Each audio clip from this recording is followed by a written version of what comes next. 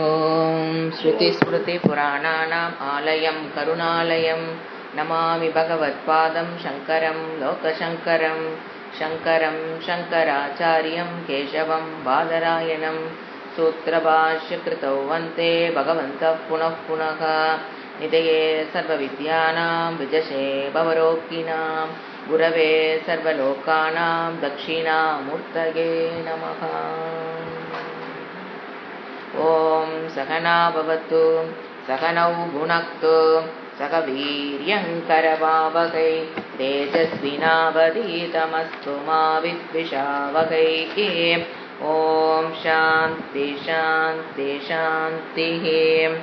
உத்தவ கீதா பாகவத புராணத்தில் 18வது அத்தியாயம் நாம் இன்னைக்கு பார்க்க வேண்டியது. அதில் 12வது ஸ்லோகம்.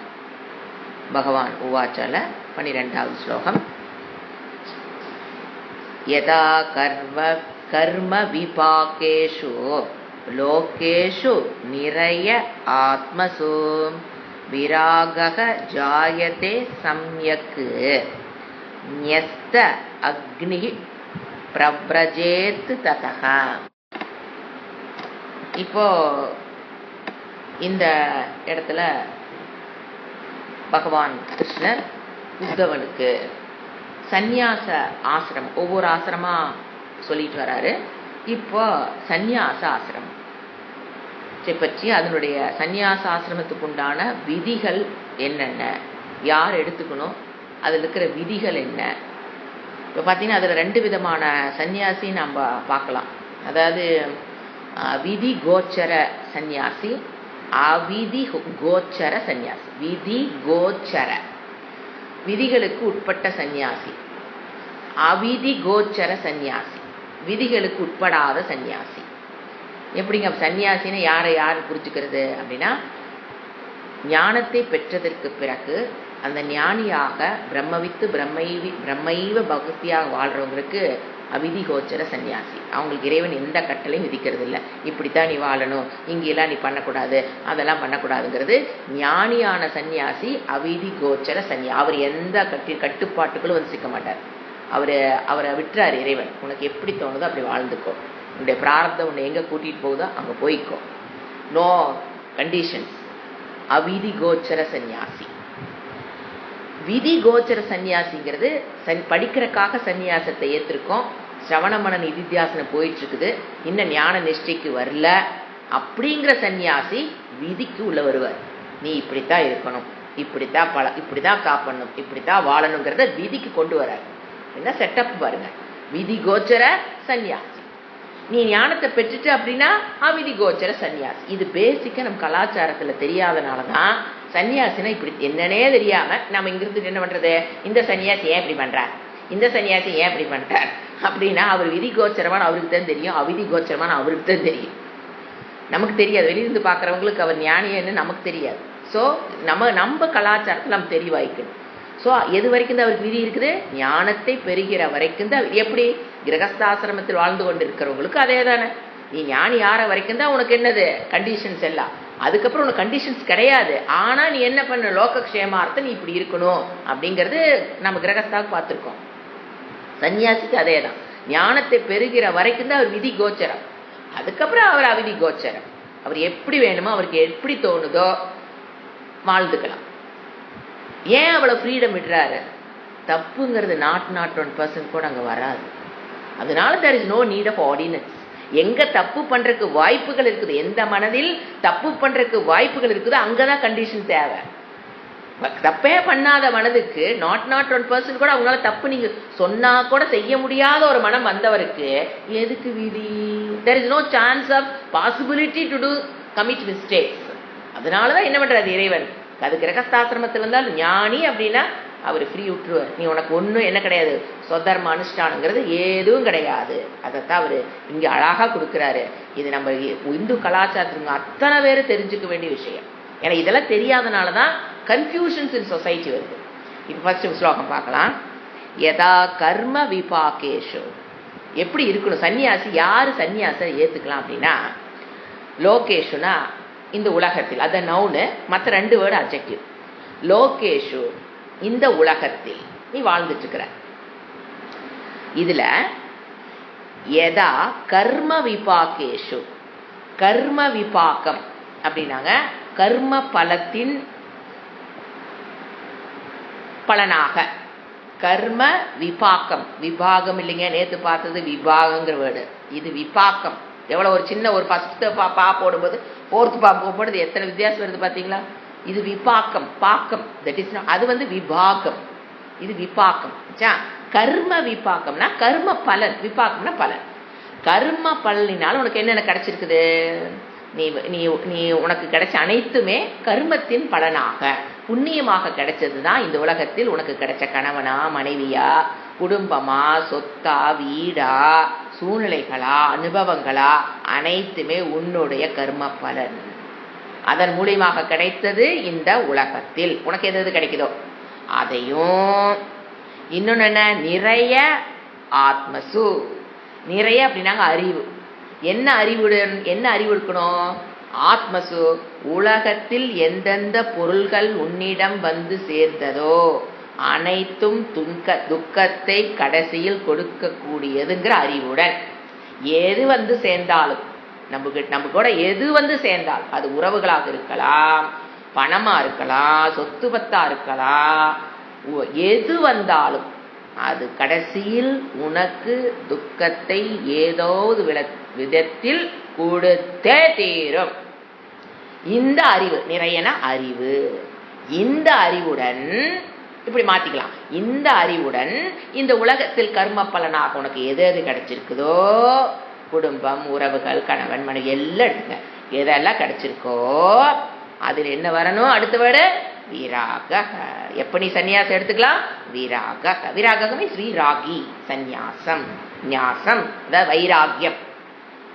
எப்ப உனக்கு அதுல வைராகியம் வருதோ, ஜாயத்தை பிறக்கிறதோ, ஜாயத்தில் என்ன? பிறக்கிறதோ. எப்ப அந்த விஷயத்தில் உனக்கு ஜாயத்தை வைராகியம் வருதோ, உன்னுடைய கர்ம பலனாக துன்பத்தை கொடுக்கக்கூடியதாக உனக்கு எது எது வந்து சேர்ந்திருக்குதோ அந்த அறிவுட, அதெல்லாம் நமக்கு துன்பத்தை தான் கடைசியில கொடுக்க போகுதுங்கிற அந்த அறிவு வந்து, அதுக்கப்புறம் அந்த விவேகத்தின் மூலமாக என்ன வரும்? வைராகியம் வந்ததுன்னா அது எப்படி? சம்யக்கு. எங்காவது இடத்துல ஓட்டையா இருந்தாலும் விழுந்துருவேன். சம்யக்கு, முழுமையான வைராகியம்.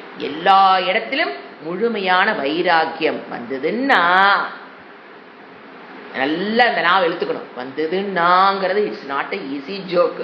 அப்படி வந்ததுன்னா ஞஸ்த அக்னிஹி பிரவரஜேத். ஞஸ்த நீ என்ன பண்ணலாம்? ஞஸ்த யூ கேன் கிவ், விட்டு விடலாம்.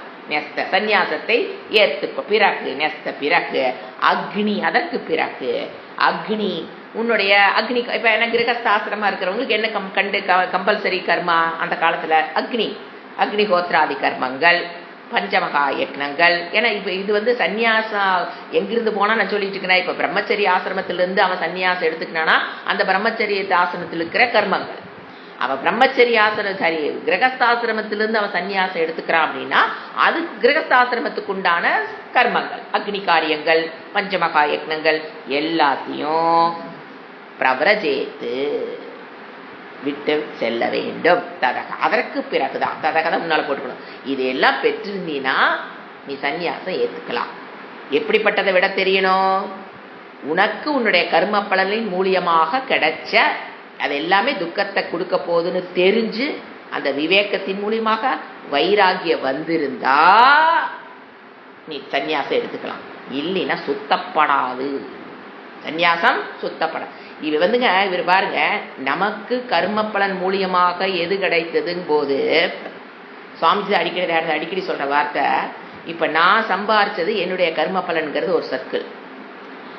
இப்போ நம்மளுடைய அந்த இந்த அறிவு இல்லாதனால அப்பா சம்பாரிச்சிருக்காரு ஒண்ணு, பசங்களுக்குள்ள எவ்வளவு சண்டை வருது பாருங்க.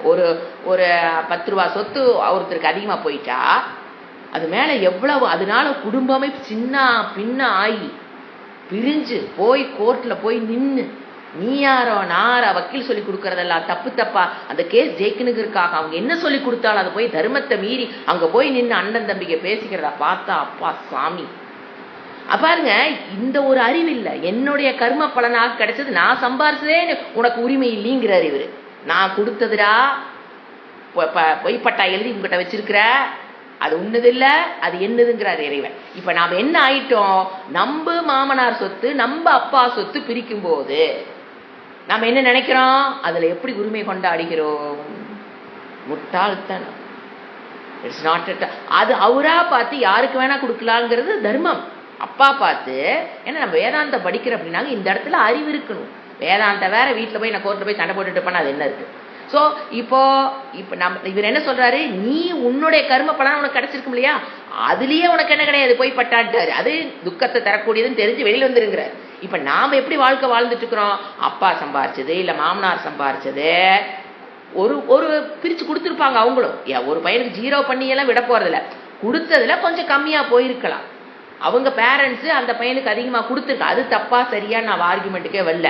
அது பேரண்டோடைய ஓன் ப்ராப்பர்ட்டி, அவங்க யாருக்கு வேணா கொடுக்கலாம், உங்களுக்கு தான் கொடுக்கணுங்கிறது கிடையாது. ஆச்சா, அவங்க விருப்பப்பட்டோ இல்ல கம்பல்சரி ஏதோ ஒரு காரணத்தினால ஒரு ப்ராப்பர்ட்டி 10 ப்ராப்பர்ட்டி இருக்குன்னு வச்சுக்கோங்களேன், அதுல ஒரு 5 வந்திருக்கணும், அது தர்மம். அது இருந்தா நான் கரெக்டா இருந்திருப்பேன். அவருக்கு 6 கொடுத்துட்டாங்க, எனக்கு 4 தான் கொடுத்தாங்க, போய் நில்லு கோர்ட்ல அந்த 1க்காக. என்ன உரிமை நமக்கு இருக்கு? இருக்கிறதே பொய்ப்பட்டா அதுல வேற சண்டை. அப்போ அங்க போய் நிற்கும் போது என்ன நடக்குது தெரியுங்களா, அது அந்த கோர்ட்டுக்குள்ளேயும் போயிட்டோம்னா அந்த கேஸ் ஜெயிக்கிறதுக்காக என்னென்ன பொய்கள் ஜாலடைகள் எல்லாம் ஜோடிக்கணுமோ ஜோடிப்பார் வக்கீல. நீங்க மண்டை ஆட்டிக்கிட்டு அங்க அதை செஞ்சுக்கிட்டு வர்றோம் பாப்பம். அப்படி நீங்க சம்பாரிச்சு அந்த பாப்பத்தை செஞ்சு அந்த ஒரு சொத்தை வாங்கி உங்க பையனுக்கு கொடுத்தாலும் அவன் நல்லா இருப்பானா? பாப்பத்துக்கு உட்பட்ட சொத்து. இதெல்லாம் ரொம்ப சூக்ஷமா திங்க் பண்ணும். அதே மாதிரி பெண்கள் அப்பா பார்த்து கொடுக்குறாரு அப்படிங்கிறது வாங்கிக்கிறது வேற, நாம போய் ஃபைட் பண்ணி வாங்குறதுங்கிறது மிகப்பெரிய தப்பு. அது என்ன ஆகுது தெரியுங்களா, அப்படி அதுவரை அவங்க வயதெரிஞ்சு ஒரு சொத்தை நமக்கு கொடுக்குறாங்கன்னா நம்ம எப்படிங்க நல்லா இருக்கிறது? அதை கொண்டாந்து நம்ம பையனுக்கு கொடுத்து அவன் எப்படிங்க, நாம நினைக்கிறோம் பையனுக்காக நான் நிறையா கேர்ள்ஸ் உமன் சொல்றது பார்த்தீங்கன்னா, என் பசங்களுக்காக நான் போராடுறேன், என் பசங்களுக்காக அங்கே எங்கள் அப்பாட்ட ஃபைட் பண்ணுறேன், எங்கள் பசங்களுக்காக எங்கள் அம்மாட்ட ஃபைட் பண்ணி நான் சொத்து வாங்கிட்டு வரேன்னு சொல்கிறோம். அங்கே ஃபைட் பண்ணும்போது அவங்க மனம் எவ்வளவு நொந்து, அவங்க சாபம் எத்தனை வேணாலும் நடக்கும் அவங்க மனசுக்கு வெளியில். அதோ அந்த பாப்பத்தோட வந்த சொத்து பையன் எப்படி நல்லா இருப்பான்னு நீங்கள் நினைக்கிறீங்க? அந்த வாங்கி கொடுத்த புள்ள அது எப்படி நல்லா இருக்கும்னு நினைக்கிறீங்க? பணம் மட்டும் சந்தோஷத்தை கொடுத்துறாதுங்க, அவங்களுடைய ஆசீர்வாதம் வேணும். அவங்களுடைய ஆசீர்வாதம் தான் சொத்தை விட பெருசு. குழந்தைகளுக்கு பெரியவங்களுடைய ஆசீர்வாதம் தான் பெருசு. ஸோ அவங்க மனசை நோக்கடிச்சு வாங்குறது. அப்புறம் அதுதான் சொல்ல பாருங்க, நீங்க கோர்ட்டுக்குன்னு போயிட்டீங்கன்னா நடக்கிற கதையெல்லாம் கேட்டா என்ன ஜோடிச்சு கொடுப்பாரு வக்கீல், இப்படி சொல்லுங்க, அது வேற பிராக்டிஸ் வேற, செஷன் வேற போகுது, நீ இப்படி பேசு அப்படி பேசு, அப்பா மனசாட்சிக்கு மாறி எல்லாமே பேச வேண்டி வருது. ஏன்னா வக்கீல்கிட்ட போயிட்டீங்களா, அவர் அந்த கேஸ் ஜெயிக்கிறதுக்கு உண்டான எல்லா வழியும் மனப்பாடம் பண்ணி சொல்லுவார். அதனால அந்த ஆப்பனரோட மனம் எப்படி வேதனை, பெத்தவங்களுடைய அது பெத்த உயிரோடு இருக்கும்போது பசங்க 2 பேர் போட்டுக்கிறாங்கன்னா அவங்க பெத்தவங்களுடைய வேதனை எப்படி இருக்கு. அவர் தப்பு செஞ்சிருக்கலாங்க, பேரண்ட்ஸ் தப்பு பண்ணிருக்கு. ஏன்னா அவருக்கு சம்பாரிச்சது அவருக்கு இஷ்டமானது கொடுக்கலாம், யாருக்கு வேணா கொடுக்கலாம், அது அவருடைய உரிமை. நம்ம அதெல்லாம் தப்புனே சொல்லக்கூடாது. அது அவர் செய்யறது தப்பா இருந்தாலும் அதை தப்புன்னு சொல்றதுக்கு நமக்கு உரிமை இல்லை. It's not hard earned money of me. நல்லா யோசனை பண்ணி பாருங்க. அப்படி ஃபைட் பண்ணி நொந்து வாங்கிட்டு வந்து கொடுக்கறமே, அதுக்கு நான் என்ன சொல்றேன்னா, இருக்கிறதுல அழகா வாழ கத்து கொடுக்கறது best.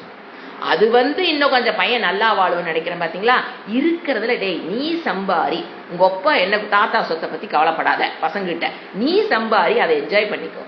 You have your own freedom to enjoy your earnings. அப்பா பார்த்து கொடுக்குறாரா, அது வாங்குறது பிச்சை. அப்பாட்டு இருந்து வாங்குற நீ வாங்குறது பிச்சை. அதுல என்ன பண்ணிக்காத. இந்த பிச்சைக்கார ரோட்ல சண்டை போடுவாங்க பார்த்தீங்களா, ஒரு 10 ரூபாய் அதை சின்னதுன்னு சொல்லி கொடுத்து வளர்க்கணும். ஒரு நீ 10 பேர் இருக்கும்போது ஒருத்தங்க ஒரு 10 ரூபாய் கொடுத்து பாருங்க, மற்ற 9 பேர் சண்டை போடுவாங்க பாருங்க. அவனுக்கு உனக்கு என்ன வித்தியாசம்? உங்க அப்பா போடுறது பிச்சை, அந்த பிச்சைக்காரங்க நம்ம போடும்போது எல்லாம் வர்றாங்க பார்த்தீங்களா, ஏன் உடனே அவங்ககிட்ட போய் சண்டை குடு குடு குடு. அப்ப என்ன மெச்சூரிட்டியோட நம்ம வளர்த்திருக்கிறோம் பசங்க குழந்தைகளை. அப்பா கொடுக்கறது அப்பாவோட உனக்கு கொடுக்கறது, அவர் பார்த்து யாருக்கான அவனுக்கும் கொடுக்கலாம், உனக்கும் கொடுக்கலாம், அவளுக்கும் கொடுக்கலாம். அப்படிங்கிற மெச்சூரிட்டியை தயவு செஞ்சு கொண்டு வாங்க. அது இல்லாததுனாலதான் இப்ப பேரண்ட்ஸுக்கு சண்டை வந்ததுக்கு அப்புறம் தான் பேரண்ட்ஸ்க்கு என்ன பண்றதுன்னு தெரியுது. எல்லாம் சொதப்பி விட்டு எல்லாத்துக்கும் அவங்க காரணமா கூட இருக்கலாம், இல்லைன்னு நான் சொல்லல. வயதானவங்க அந்த மனப்பக்குவம் இல்லாதனால எதை எந்தெந்த காலத்துல செஞ்சு வைக்கணுமோ அதை அந்த காலத்துல செஞ்சு வைக்காததுனால பசங்க என்ன ஆகுது சண்டை. இதெல்லாம் அனுபவமா பார்த்ததுன்னா நான் சொல்றேன். அப்போ என்ன ஆகுது, அந்த உறவுங்கிறது கம்ப்ளீட்டா போயிடுது. ஸோ எதுக்கு நான் சொல்றேன்னா, இவர் என்ன சொல்றாரு, வைராகியம். இப்ப நம்ம இருக்கிற நிலையில நமக்குலாம் சன்னியாசம் எடுக்கிறது are we qualified? Not at all we are qualified. நம்மளுக்கு வர்ற சொத்தி அது அடுத்து சொல்ல வர்றாங்க. உனக்கு சன்னியாசம் எடுத்துக்கிறியா, உனக்குன்னு ஒரு ப்ராப்பர்ட்டி வருது இல்லையா, அதை என்ன சொல்லுவாருன்னா ரித்விஜ், அதாவது தகுதியானவர்கிட்ட தானம் கொடுத்துரு, அதை கொண்டுகிட்டு ஆசிரமத்துக்குள்ள வராத. அந்த சொத்தோட நீ என்ன வேணா ஆசிரமத்துக்கு 0 ஆயிட்டா உள்ள வரணும். அது அடுத்த ஸ்லோகத்துல சொல்றாரு. Perfect planning by Krishna. பாருங்க அடுத்தது பாருங்க. இஷ்டா, இது பார்த்துட்டோமா, அக்னி பிரதிரேஜ். அடுத்தது இஷ்ட்வா யதா உபதேசம் மாம் தத்வா சர்வஸ்வம் ரித்விஜே அக்னீன் ஸ்வப்ராணக ஆவேஷ்ய நிரபேக்ஷக பரிப்ரஜேத். இஷ்ட்வா யதா உபதேசம், அதாவது எப்படி சன்னியாசம் எடுத்துக்கணும், அவங்கவுங்க குல விதிப்படி இருக்குங்க. சில பேர் பார்த்தீங்கன்னா சிவராத்திரி அன்னைக்கு எடுத்துக்குவாங்க. சில ஒரு குரூப் ஆஃப் பீப்புள் இருக்காங்க. இவர் என்ன சொல்றாரு, உன்னுடைய நீ சுவாமிஜி யார்கிட்ட போய் சேர்ந்து சன்னியாசம் வாங்குறியோ அவருக்கு ஒரு மெத்தட் இருக்கும். ஒரு ஆசிரமத்திலும் ஒரு மெத்தடா இருக்கு. சில பேர் பார்த்தீங்கன்னா சிவராத்திரி அன்னைக்கு தான் கொடுப்பாங்க, சில பேர் பார்த்தீங்கன்னா சித்ரா பௌர்ணமிக்கு அன்னைக்கு தான் கொடுப்பாங்க. அந்த மாதிரி எது இருக்கோ அதை ஏற்றுக்கோங்கிறார். இஷ்ட என்ன மீனிங்? இஷ்டுவா யதா உபதேசமா, என்னை எப்படி சாஸ்திரத்தில் எப்படி சொன்னபடி என்னை வணங்கி அப்படின்னு அர்த்தம். பிஃபோர் சந்நியாசம் என்னை மாம் உபதேசம்னாங்க சாஸ்திரத்தில் எப்படி சந்நியாசம் எடுத்துக்கணும், அதுக்கு முன்னால என்னை வணங்கணும் இருக்கோ அதன்படின்னு அர்த்தம். இதை நாம கலாச்சாரம் அவங்கவுங்க கலாச்சாரத்துக்கு அந்த மாதிரி எடுத்துக்கணும். சில பேர் பார்த்தீங்கன்னா விரஜா ஹோமம் பண்ணுவாங்க. நிறைய பேர் அதை கண்டிப்பாக அது இருக்கும். ஹோமம் நிறைய நடைபெறும். அந்த மாதிரி ஹோமங்கள் பண்ணுறது. அப்புறம் ஒரு மெயின் பார்த்தீங்கன்னா அவங்க எடுத்துக்கிற சத்திய பிரமாணம் என்னன்னு கேட்டிங்கன்னா, உலகத்தை நோக்கி யாருக்கும் நான் காம்படிட்டர் அல்ல. இந்திரா, அதில் வரும் மந்திரத்தில் மீனிங் கேட்டிங்கன்னா வரும், இந்திரனே உனக்கு நான் காம்படிட்டர் அல்ல, நீ உனக்கு நான் எந்த விதத்திலும் காம்படிட்டராக இருக்க மாட்டேன். பறவைகளே, உங்களுக்கு நான் எந்த விதத்திலும் காம்படிட்டராக இருக்க மாட்டேன். என்னுடைய வளர்ச்சியில் உங்களுக்கு எந்த விதத்திலும் நான் கஷ்டத்தை கொடுக்க மாட்டேன். அப்படிங்கிறது அஹிம்சாங்கிறது பரமோ தர்மக சன்னியாசத்தில். அந்த மாதிரி சில சிஸ்டம்ஸ் இருக்கும். நீ ஓடுற நீர்ல குளத்துல குளிச்சு, அப்புறம் அவர் சுவாமிஜி கொடுக்குற ட்ரெஸ்ஸை வாங்கி போட்டு எல்லாமே என்னது ஒரு சிஸ்டமாக போகும். நம்ம சமீபத்தில் பார்த்தோம். அது ஒரு சிஸ்டத்துக்கு ஒரு மாதிரி இருக்கும். எப்படியோ அதை தான் சொல்றாரு. இஷ்டுவா யதா உபதேசம், உன்னுடைய குரு எப்படி உபதேசம் பண்றாரோ அதை மாதிரி மாம் என்னை வணங்கி அப்படிங்கிறத அந்த ப்ரொசீஜர்ஸ் எல்லாம் ஃபாலோ பண்ணி என்ன பண்ணு, தத்வா முதல்ல என்ன பண்ணு, உன் பேர்ல என்னென்ன சொத்துக்கள் இருக்கோ அதை தானமாக கொடுத்துரு. எதை என்னென்ன சொத்து? சர்வஸ்வானம், உன்னுடைய சொத்து உறவுகள் சர்வத்தையும் உன்னுடைய அனைத்தையும் என்ன பண்ண, தானமாக கொடுத்து விடு. யாருக்கு? ரித் விஜே, தகுதி உடையவர்களுக்கு அந்த சொத்தை கொடுத்துரு. அதை தகுதி உடையவர்களுக்கு கொடுத்துரு. அப்படிங்கும்போது பார்த்தீங்கன்னா இப்போ அண்ணன் தம்பிகளுக்கு அந்த மாதிரி தான் தகுதி உடையவர். அந்த சொத்துக்கு ஆல்ரெடி உரிமையாக இருக்காங்க பார்த்தீங்களா, அவங்களுக்கு கொடுத்துரு. அண்ணன் தம்பிக, அக்கா தங்கச்சி யாரோ அந்த மாதிரி தகுதி உடையவர்களுக்கு, அதை உரிமை உடையவர்களுக்கு, அதில் ஏதோ ஒரு விதத்தில் உரிமை உடையவர்கள் இருப்பாங்க பார்த்தியா, அவங்க கையில் கொடுத்துரு. அடுத்தது அக்னின்னு ஸ்வப்ராணக. ஸோ முறைப்படி எல்லாத்தையும் கொடுத்துட்டு உங்கள் சுவாமிஜி என்ன மெத்தடில் உனக்கு சன்னியாசம் கொடுக்குறாரோ அதையெல்லாம் ஃபாலோ பண்ணி அடுத்து என்ன சொல்றாரு, அக்னின்னு ஸ்வப்ராணக, அக்னி தேவதையை பாவனை செய். அப்படின்னா உன்னை யமதர்மராஜாவிடம் ஒப்படைத்து விடு அப்படின்னு என்ன அர்த்தம்? அது ஒரு இறப்பு. சந்நியாசம் எடுக்கும்போது அவருக்கு அது நடைபெறுவதுக்கு பேர் என்ன? இறப்பு. அதனாலதான் பாருங்க, சுவாமிஜி எல்லாம் உயிரோடு இருந்தாலும், சன்னியாசிகள் உயிரோடு இருந்தாலும் போட்டாக்கு மாலை போடலாம். ஏன் போடுறேன்னு தெரியுதா? ஏன்னா நிறைய பேர் கேட்கறதா தான், ஏங்க அவர் என்ன உயிரோட மாலை போட்டிருக்கீங்கன்னா, அவரை பொறுத்த வரைக்கும் அவர் இறந்துட்டார். ஏன்? சன்னியாசி எடுக்கும்போது அவர் என்ன பண்ணிடுவார், தன்னை யமதர்மராஜா கொடுத்துருவார், இந்த சரீரத்தை கொடுத்துருவாருன்னு அர்த்தம். ஆவாகனம் பண்ண நம்ம பார்த்து பார்த்தீங்களா, அந்த மாதிரி அவர் கொடுத்துருவார். இப்போ அது கொடுத்து அது பாருங்க, அந்த ஹோமத்தில் நம்ம கவனிச்சு பாருங்க, இது பிண்டத்தை ஆத்ம பிண்டம் கொடுப்பாங்க. இப்போ அவங்க சன்னியாசம் எடுத்துட்டாங்க, அப்போ அவர் டெத்து தான் நடக்குதுன்னு சொல்றோம்ல, அந்த டெத்து நடந்தோடனே அவருக்கு அவரே பிண்டம் கொடுப்பார் சன்னியாசத்தில். இதெல்லாம் மன தைரியம் இல்லாதவங்களா செய்யவும் முடியாது, கேட்கவும் முடியாது. அது பெத்த பேரண்ட்ஸார் கூடவே நிற்பாங்க.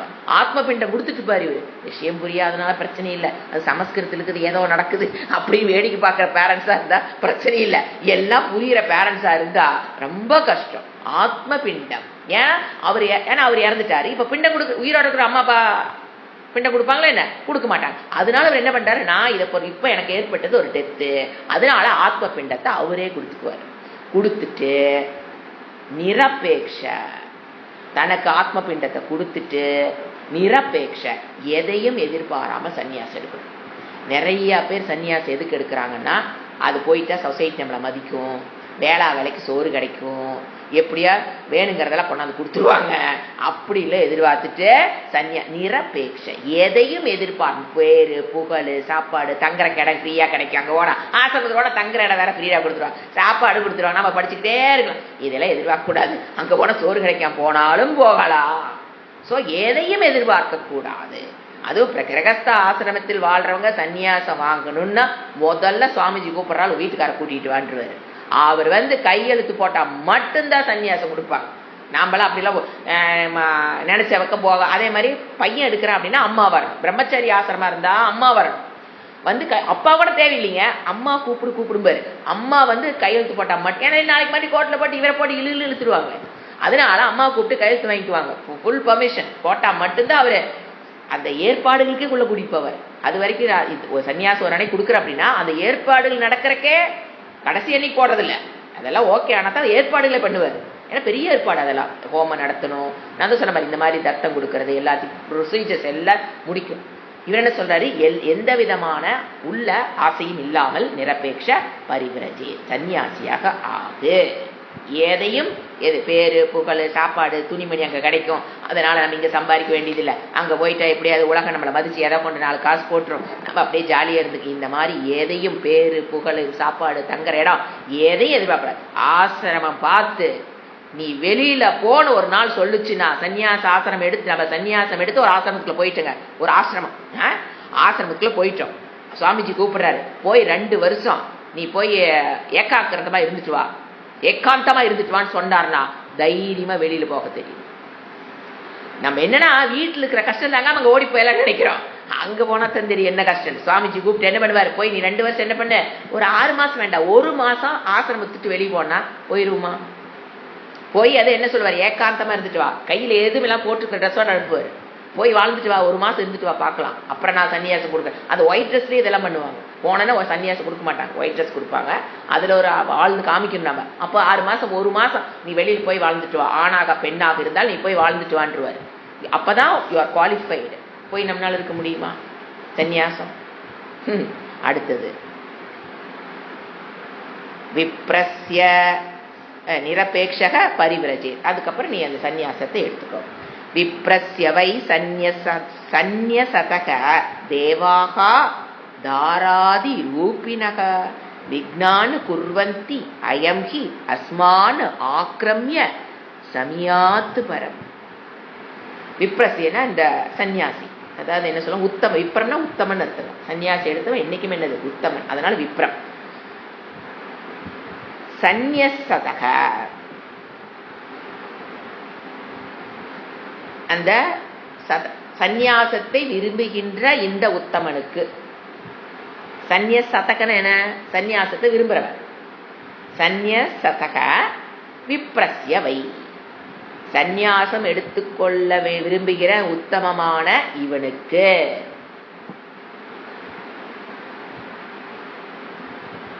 என்ன நிலை ஏற்படும்னு பார்க்கலாம். ஃபர்ஸ்ட் சொல்றாரு, தேவாகா, தேவர்கள் இருக்காங்க இல்லையா, 38 கோடி தேவர்கள் சொல்றோம் பார்த்தீங்களா, அத்தனை கோடி தேவர்கள். அவர்கள் கீழ் இருக்கிற வேர்டு எடுத்துக்கணும். விக்னானு குர்வந்தி, செகண்ட் லைன்ல ஃபர்ஸ்ட் 2 வேர்டு விக்னான்.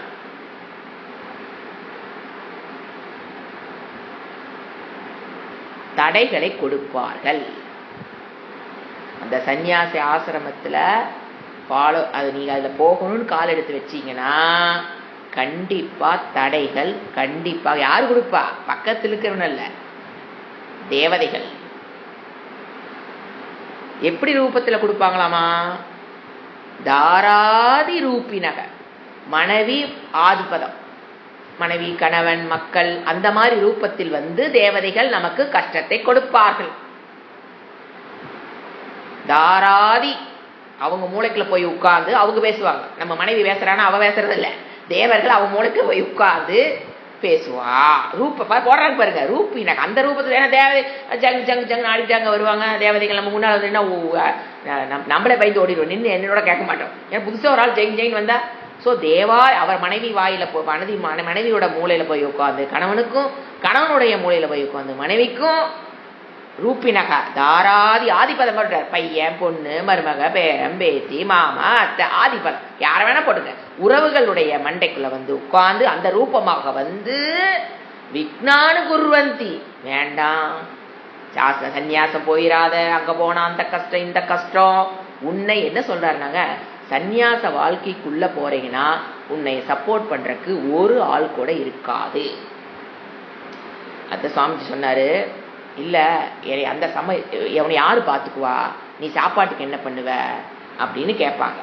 அப்ப அவர் என்ன சொன்னாராம், ஒரு சுவாமிஜி, அவர் பேர் சொல்ல விரும்பல, அவர் என்ன சொன்னாராம், இல்ல நான் ஒரு சுவாமிஜிட்டு தானே போறேன், அவரு பாத்துக்குவாரு அப்படின்னு அவரு அதுக்கு அவங்க சொந்தக்காரர் சொன்னது, அப்படியா அப்ப அவன் கஷ்டப்படுறது உன்னையும் சேர்த்து கஷ்டப்படுற துணை கூப்பிடுறானான்னு கேட்டாங்களாம். இவர் என்ன சொல்லிக்காரு, இன்னொரு சுவாமிஜி பேரை சொல்லி அவர் ஆசிரமத்துல போய் சேர நான் என்னை அவர் பாத்துக்குவார் சொல்ல போக, அதுக்கு இவங்க சொன்ன பதில் என்ன, ஓ அவரே இந்த கஷ்டப்படுறாரு உன்னை துணைக்கு கூப்பிடுறாருனா உஷாரா போயிடாதரா போயிடாதரா போயிடாத. அவர் சொன்னாரு, அதாவது நான் சன்னியாசம் எடுத்துக்கிற போது ஒரு டெத் ஆன ஒரு வீட்டுல எப்படி உறவுகள் வருவாங்களோ அந்த மாதிரி எங்க வீட்டுக்கு எல்லாம் ஒரு கூட்டமே கூடிச்சு. ஒரு டிக்கெட் அரை மணி நேரம் பேசிச்சு, வேண்டா சாமி போயிடாத சாமி போயிடாத சாமி போயிடாத சாமின்னு ஒரு டிக்கெட்டா அரை மணி நேரம் பெரிய எங்க அம்மா அப்பா சாப்பாடு செஞ்சு போட்டு 3 நாளா எனக்கு கூட்டம் எங்க வீட்டுல எல்லாம் ஒருத்தரா நீ போக வேண்டாம் சொத்து இப்படிதான் இருக்கும். சப்போர்ட் பண்றவங்க யாருமே இருக்க மாட்டாங்க அப்படிங்கறத சொல்றாரு. யாரு ரூபத்தில், ஏன்னா இந்த மாதிரி தடங்கள் யாரு கொடுக்கறதுங்கிறாரு அவரு, தேவதைகள் உறவுகள் ரூபமாக 3 நாள் ரூம் போட்டு உட்கார்ந்து நீ போயிடாதன்னு சொல்லுவாங்க. யாரு, தேவதைகள் குர்வந்தி. யாரு ரூபத்துல, கணவன் ரூபத்துல மனைவி ரூபத்துல அக்கா மச்சான் மருமக இந்த மாதிரி ரூபத்துல உன்னைய வேண்டான்னு சொல்லுவாங்க. அடுத்தது விக்னானு குர்வந்தியா ஐஎம் ஹி ஈவன். ஏன் இப்படி கொடுக்குறாங்கன்னு அவரே பதில் சொல்றாரு. தேவதைகளுக்கு என்ன ஆச்சு, இவர் வாட்டு சன்னியாசி இருக்கிறாரு, இந்த தேவதைகளுக்கு என்ன கடுப்பு, அவங்க ரூபத்துல உட்காந்துட்டு 3 நாள் ரூம் போட்டு உட்காந்துட்டு பேசிக்கிட்டு இருக்காங்க அரை மணி நேரம்னா அப்படின்னா என்ன தெரியுங்களா அவங்களுக்கு கடுப்பு தேவதைகளுக்கு, ஐஎம் ஹி அஸ்மான ஆக்கிரமிய. இவன் ஐஎம்னாரு இவன், ஹீனா உண்மையில், இவன் அஸ்மான ஆக்கிரமிய, இவன் நம்மை கடந்து ஓய்விடுவானோ. யார் நினைக்கிறாங்களாம், தேவதைகள் நினைப்பாங்களாம். ஆக்கிரமிய, இதெல்லாம் கரெக்டா சான்ஸ்கிரிட் மீனிங் தெரிஞ்சு எழுதுனீங்கன்னா கரெக்டா புரிஞ்சுக்கும். இல்லைன்னா அப்புறம் பாதி புரி என்ன அங்கோட்டு சொன்னாங்க இங்கோட்டு சொன்னாங்க போயிட்டு இருக்க வேண்டியதுதான். நான் என்ன பண்றது. அஸ்மான ஆக்கிரமிய சமியாத்து பரம். சமியாத்துனா பரம், அதாவது நம்மை கிராஸ் பண்ணி போய் இப்ப இவன் என் கட்டுக்குள் இருக்கான். தேவதைகள் என்ன நினைக்கிறாங்களா, இவன் இப்ப என்ன அண்டர் மை கண்ட்ரோல். இவன் இந்த சன்னியாசி எடுத்து ஞானத்தை எடுத்தாலும் அதே தாங்க, கிரகஸ்தாசிரமத்திலிருந்து சாஸ்திரம் படிச்சாலும் அதே தான். முதல்ல நம்ம புரிஞ்சுக்க, நம்ம யாரா சன்னியாசி, இதை நல்லா புரிஞ்சுக்குங்கிறக்காக நான் எம்பசைஸ் பண்ணி சொல்றேன். இப்ப நீங்க வேதாந்த பாதைக்குள்ள வந்துட்டீங்க அப்படின்னா, அவன் சன்னியாசி எடுத்தாத்தான் இல்ல, வீட்டுல இருந்து நம்ம வேதாந்தம் தானே படிக்கிறோம். அப்போ அதே நிலைமை தான் நமக்கும். என்னவா, தேவதைகள் என்ன நினைப்பாங்களாம், ஐஎம் ஹி இவன் அல்லது இவள், ஏன்னா நம்மள லேடிஸ்னா இவள் அஸ்மான ஆக்கிரமிய, என்ன ஓவர் கம் பண்ணி போய் சமியாத்து பரம். சமியாத்துன்னு யாருக்கு, பிரம்மத்துடன் இணைந்து விட்டால் சமியாத்து, பிரம்மமாக ஆகிவிட்டால் அப்படிங்கிற டேஷ். அது என்ன ஃபீலிங் நம்ம சொல்ல முடியாது. அதுக்கு தேவதைகள் விடமாட்டார்கள். அவ்வளவு எளிதில் நிறைய பேர் சொல்றது, இது வர கிளாஸுக்கு வரக்கு முன்னால் கூட என்னமோ நல்லா இருந்த மாதிரி இருந்ததுங்க, இந்த கிளாஸுக்குள்ள வந்ததுக்கு அப்புறம் பார்த்தா பிரச்சனை அதிகமா தெரியுது அப்படின்னா இதுதான் காரணம்.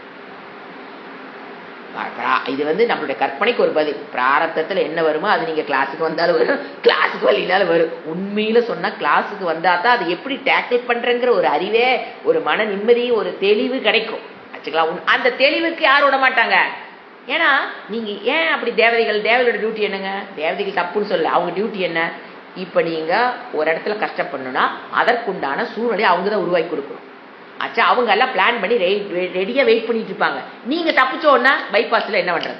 நீங்க பாட்டு பைபாஸ் வெளியே போயிட்டா இவங்க பாட்டுக்கு ஒரு சுச்சுவேஷனை உருவாக்கி வச்சு மனதின் ஒரு கவலையை கொடுக்கணும். இவங்களை இன்னைக்கு பேச வச்சு கண்டபடி பேச வச்சு இவளை ஒரு மன கஷ்டத்துக்கு கொடுக்கணும். ஏன்னா நம்ம யாரையும் கஷ்டப்பட்டு வச்சிருக்கிற போன ஜென்மத்துல அதை இன்னைக்கு அனுபவிக்கணும். அப்ப யாரோ ஒரு திட்டுனா தான் நம்மளுக்கு அது வலிச்சாதான் அது இப்போ ஒருத்தர் திட்ட வைக்கிறாங்க, திட்டு வச்சு நம்ம அதுல கஷ்டப்படணும். இப்ப நாம அந்த ஞானத்தின் மூலியமாக அவங்க திட்டுனது எதுவுமே உரைக்கலீன்னா தேவதைக்கு எவ்வளோ கோவம் வரும். வெட்டியா பிளான் பண்ணி அவங்க மண்டையில போய் உட்கார்ந்து அவங்கள நம்மளை பேச வச்சு இவ கஷ்டப்பட்டுட்டும் அந்த பாப்பத்தை கழுவிட்டு நான் வெயிட்டிங்க நாம தொடச்சு விட்டுட்டு போனா தேவதைக்கு எப்படி இருக்கும்?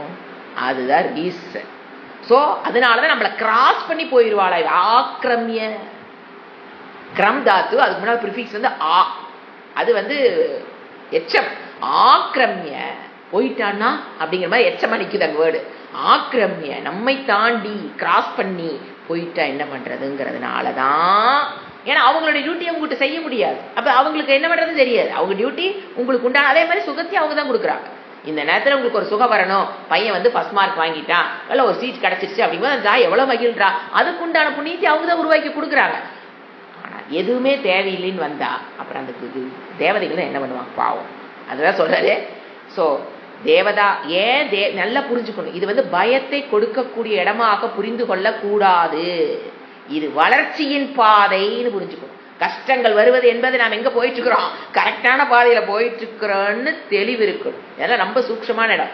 ஏன் தேவதைகள் இப்படி இன்டிஃபரண்டா இருக்கிறாங்க இவ்வளவு நாள்? அது இன்னொன்னு சொல்லுவாங்க.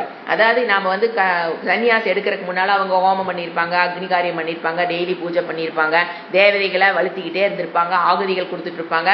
டப்புன்னு ஒரு நாள் என்ன ஆகும், எல்லாம் ஸ்டாப், எல்லா தேவதை. ஏன்னா அவங்க தான் கிரசாஸ்திரம் வந்துட்டு சன்னியாசிக்கு போறாங்களே. நோ பஞ்சமகா யக்னம், நோ தேவதா வழிபாடு, நோ கர்மயோ, எதுவுமே கிடையாது. அங்க போறான்னு தேவதைகளுக்கு என்ன கிடைக்க வேண்டிய ஆகுதிகள் என்ன ஆயிரும், அப்படியே ஸ்டாப் பண்ணிடுறேன்னு எடுத்துக்கலாம்.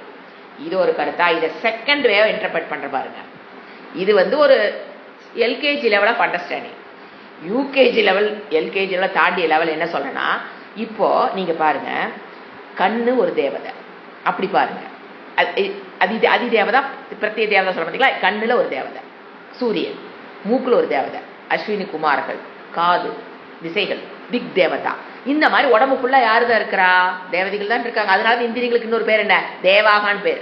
ஆச்சா, இப்போ தியோத்தனத்வாத், அது நம்மள வெளியில இருக்கிற அறிவை உள்ள கொடுக்கறதுனால அதுகளுக்குலாம் என்ன பேரு, அந்த தேவதைகளுக்கு அந்த இந்திரியங்களுக்குலாம் என்ன பேரு, தேவான ஒரு பேர் இருக்கு. ஆச்சா, இப்ப இங்கங்க எல்லா தேவதைகள் இருக்காங்களா? இப்ப அவங்க பாட்டுக்கு அந்த கண் எதை ஆசைப்படுதோ அந்த தேவதை அப்படியே போய் அப்படியே பார்த்துட்டு இருப்பாளா? வேதாந்தத்துக்குள்ள வந்தோன்னா, ஏ கண்ணே இங்க வா, காது அது வாட்டுக்கு போயிட்டு இருக்குமா, ஏய் வா, வாய் வாட்டுக்கு போட்டுட்டு இருக்குமா, ஏய் நோ சொல்றமா, அந்த தேவதை கஷ்டமா இருக்குமா இருக்காதா? யோசனை பாரு. இதெல்லாம் லாஜிக்கா புரிஞ்சுக்கிட்டா ஒரு பிரச்சனை வராது. ஏன் தேவதை இது அதாடுக்க ரெண்டதையும் போட்டுட்டு இருந்தது. வேதாந்தத்துக்குள்ள கட்டுப்பாட்டு தவம்னு நோ. அப்ப அந்த தேவதை என்ன ஆவாங்க? காதல இஷ்டத்துக்கும் என்ன காசிப்பிங், பக்கத்தோட என்ன அக்கத்தோட என்ன, அங்க என்ன நடக்குது இங்க என்ன நடக்குது, உலக வாதையா கேட்டு கேட்டு கேட்டு அது ஒரு லெவல்ல போயிட்டு இருந்தாங்களா? ஏய் நோ காசிப்பிங், யாரையும் டைம் வேஸ்ட் பண்ணாத. இங்க வா, டைம் வேஸ்ட் பண்ணி உத்தத்தை பார்த்துட்டு டிவி பார்த்துட்டு பொழுதோட்டிட்டு உடம்பு வேற சரீரமும் நல்லா நல்லா போஷியா வச்சிருந்தோமா? ஏன்னா காலையில 8 மணி வரைக்கும் தூங்கலாம், இங்க 4 மணிக்கு எந்திரி யோகா பண்ணு, 5 மணிக்கு கிளாஸுக்கு வா. உடம்பு என்ன பண்ணுது? தேவதைகள் பிடிக்குமா என்ன? எந்த தேவதைக்காக பிடிக்குமா என்ன? இதுதான் சீக்கிரட். இதை புரிஞ்சுக்கணும் நாம. அதுக்கு தான் சொல்லுது மாஃபியா லேடின்னு அடிக்கடி சொல்லுது. அந்த ஃப்ரீ வில்ல யூஸ் பண்ணி தான் நீங்க எந்திரிச்சாகும். ஃப்ரீ வில்ல யூஸ் பண்ணி தான் உடம்பு வலிக்கு எக்ஸசைஸ் பண்ணி ஆகும். ஃப்ரீ வில் யூஸ் பண்ணி தான் நானும் கிளாஸ் எடுத்தாகணும், நீங்களும் கிளாஸ் கேட்டாகும். ஏன்னா தேவதைகள் என்ன பண்ணுவாங்க, ஏன்னா அது சுகம் அவங்களுக்கு. அது உடம்பு என்ன எதை தேடி போகுது, சுகத்தை தேடி போகுது இல்லைங்களா? தூக்கம் கொஞ்ச நேரம் தூங்குனா அந்த தூக்கங்கிற அதுதான் நம்மளை அழிக்கிறதே. தூக்கத்தை வென்றவன் துக்கத்தை வென்றவன். புரிஞ்சுதுங்களா? ஏன் இந்த வேர்டு வருதுன்னு இப்போ? ஏன்னா அந்த வில் பவர்ல தான் அவங்க எந்திரிக்கிறோம். நீங்க நினைக்கிறீங்க இவங்களுக்கெல்லாம் பழகி போச்சு, 3 மணிக்கு எந்திரிங்க, இவங்களுக்கெல்லாம் பழகி போச்சு. ஐயையோ, ஒரு நாள் எந்திரிக்கும் போது உடம்பு கெஞ்சும், படுத்துக்கோ படுத்துக்கோன்னு கெஞ்சும். இன்னைக்கு காலையில உடம்பு கெஞ்சிச்சு தெரியுங்களா? ஒரே வார்த்தை சொல்லிடுது, இவங்களுக்கெல்லாம் பழகி போச்சு.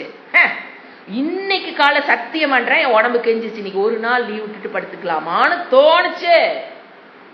அத மனதுல 3 மணிக்கு எந்திரிச்சு செய்யணுங்கிற அந்த மாஃபியா லேடிய ஒரு குத்தி அமுத்தி வச்சுட்டு எந்திரிச்சு வந்தோம். வந்து அப்புறமே அதை உடைக்குவா, அப்படியே ஓரம் பொட்டாட்ட ஒரு ஓரமா ஒடிங்குவா. ஏன் இவள்கிட்ட ஒண்ணு நம்மளால ஜெயிக்க முடியாது, ஓரமா ஒடுக்கி வச்சுட்டு நம்ம 3 4 2 5 5 2 6 6 2 7 இப்படி பொழுதுக்கும் எல்லாம் பழகிறது இல்ல. பழகி போச்சுங்கிற வார்த்தையில ஏமாத்திக்காதீங்க. உங்களை நீங்களே ஏமாத்திக்காதீங்க. ஏன்னா எதை கட்டாலும் அப்படிதான் சொல்லலாம். சாண்டிங் அது உங்களுக்கு பழகி போச்சுங்க. 3 மணிக்கே உங்களுக்கு பழகி போச்சுங்க. இப்ப சாண்டிங் உட்கார்ந்தாலும் ஃபர்ஸ்ட் ஒரு 3 ஹவர்ஸ் ஸ்டாண்ட் பண்ண வச்சுங்களேன், ஃபர்ஸ்ட் 15 ஹவர்ஸ் வரை 15 மினிட்ஸ் ஒன்றும் தெரியாது. அப்ப 20க்கு மேல அப்படி கெஞ்சும் உடம்பு. முடியல, ஸ்டாப் பண்ணிக்க. அந்த அடுத்த 10 நிமிஷத்தை ஃப்ரீ வில்ல கஷ்டப்படுத்தி விட்டோம்னா தான் அப்புறம் 3 மணி நேரம் என்ன அது வாட்டுக்கு போகும். நீங்க பழகிட்டீங்க, அதனால 3 ஹவர்ஸ் சொல்றீங்க. எனக்கு வந்துங்க முடியலீங்க. எங்கிட்டயே எப்படி இருக்கு எனக்கு கேட்கறேன், எப்படி இருக்கு எனக்கு கேட்கறேன். எனக்கு எப்படி இருக்கும் இங்க மட்டும் என்ன வாழ்ற மாதிரி 3 மணிக்கு எந்திரிக்காம என்ன உடம்பு அப்படியே தங்கத்தால எழுப்பி விட்டு எல்லாரும் அந்த இடத்துல பிரேக் பண்றோம். இப்ப கிளாஸ் கவனிச்சுட்டு இருக்கீங்க, அப்படியே சொக்கும். அப்படி எந்திரிக்க தெரியும் என்ன போயிட்டு இருக்கு நீ அப்படி. ஏங்க என்னையே நான் கட்டுப்படுத்த முடியல, நான் வீட்டுக்கு யாருங்க உங்க பேச்ச கேட்க போறேன்? யோசனை பண்ணி பாருங்க. இப்ப நானே 3 மணிக்கு என் உடம்பு என் பேச்சு கேட்கலீங்கன்னா அப்புறம் நம்ம வேற வீட்டுல இருக்கவங்க எல்லாம் நம்ம பேச்சு கேட்கணும். ஏன் கேட்பான்? உன் உடம்பே உன் பேச்சு கேட்கலையே, வீட்டுக்கு எவன் இது வேற, அவன் என் பேச்ச கேட்கல, இவன் பேச்ச கேட்கல, அவன் பேச்ச கேட்க. அப்ப அந்த 3 மணிக்கு அது ஞாபகம் வரணும். அட நம்ம உடம்பே நீ என் பேச்சு கேட்கலீங்கன்னா என் பேச்சு என் ஊர்ல இருக்கிற கேட்கணும். இதுதான் ரகசியம். இது பழகிறது இல்லைங்க. பழகிட்டு அப்படியே தானா அப்படியே 3 மணிக்கு அப்படியே அதெல்லாம் கிடையாது. இன்னைக்கு காலை எந்திரிக்கும் போது எனக்கு அது தாட் வந்தது. பொய்யெல்லாம் நான் சொல்ல விரும்பல. அதை அப்படியே ஓவர் கம் பண்ணி எந்திரிச்சு அப்புறம் அவர் கிளாஸ் வரன்னு சொல்லுவாங்க. ஜி இது யோகா கிளாஸ் வந்து சொல்லுவாங்க. ஜி உங்களை பார்த்தோன்னே அப்படி சருவர் ஆயிடுச்சு. அது வரைக்கும் தூங்கிட்டே வந்துதான் ஆன் பண்ணணும். உங்களை பார்த்தோன்னே அப்படியே சருவர் ஆயிடுச்சு. அந்த ஊக்கம் இருக்கிறவங்க அந்த ஊக்கத்தை ஸ்ப்ரெட் பண்ணுவாங்க. நானே அப்படியே உட்காந்துருந்து வச்சுக்கல, நானே என்னதான் ஸ்ப்ரெட் பண்ண முடியும்? சரி போச்சா, அது இன்னைக்குதான் காயத்ரி வேற உடம்பு சரியாமா, லீவ் விட்டுலாமா சாமி, லாப்பட்டுக்கு போய் படுத்துங்க. உருப்படி ஆகாது. உருப்படி. You cannot be the role model for one டேல. என்ன உடனே ஒன் டேல என்ன எஞ்சி ஆயிருப்போகுது? வாரத்துல ஒரு நாள் கூட ஆல்ரெடி சண்டே லீவு தான். அப்புறம் அதுக்கப்புறம் வாரத்துல ஒரு நாள் தான் ரெகுலர் வரமில்ல. இதெல்லாம் மாஃபியா லேடி வேலை. தூக்கத்தை வென்றவன் துக்கத்தை வென்றவன். எங்க படுக்க தேவையில்லை. போய் உடம்பு சொல்லி டாக்டர்கிட்ட போய் மருந்து வாங்கி அதை வாங்கி ரெசிஸ்டன்ஸ் போய் சளி பிடிச்சிக்குது, காய்ச்ச வந்துருது, எப்பப்பாரு கம்ப்ளைண்ட். ஏன்? தூக்கத்தை வெல்லாதவன் துக்கத்தை வாங்கிக்க வேண்டியதுதான். எல்லா உடம்புல இருக்கிற நோய் வந்துட்டே தான் இருக்கும். அந்த ஒரு இது இருக்கணும். அதுதான் சொல்றேன். தேவதைகள் நமக்கு என்னதான் பண்ணுவாங்க? இன்னைக்கால எனக்கு என்னதான் பண்ணாங்க? படுத்துக்கட ராசான்னு தான் சொன்னாங்க. புரியுதுங்களா? தேவதைகள் அப்படிதான் பண்ணுவாங்க. நாம் என்ன பண்ணணும்? விதியை மதியால் வென்று இயந்திரிக்கணும். அதுதான் ரகசியம். சொல்றேன்னா நிறைய பேர் அப்படியே சொல்லி பழகிறீங்க. இது உங்களுக்கு ஈஸிங்க. ஈஸியெல்லாம் கிடையாதுங்க. உட்காந்து யோகா பண்ணி பாருங்க. அப்படியே வேர் துளுக்கும்போது கண்ணீர் ஒண்ணுதான் வரல, எல்லாமே வந்துருச்சு. அத்தானா வலி. ஏன்னா வயசு என்ன எங்களுக்கு? காலை கொண்டாந்து உள்ள ஓடுன அம்மா அப்படியே வலி வலி. என்ஜாய் த பெயின் பாங்க. அவங்க வேற வலி கொண்டு enjoy the stretch, enjoy the pain கேட்டது அப்படி டக்குன்னு வரும். அப்ப எல்லாத்துக்கும் அவங்களும் அந்த மாதிரி வழிபாடு செஞ்சுட்டு பழகிருக்காங்க. அப்படிங்கிற ஒரு உத்வேகம் நம்மள கொடுக்குமே தவிர எதுவுமே ஈஸியாலாம் எங்களுக்கு கிடைக்கலீங்க.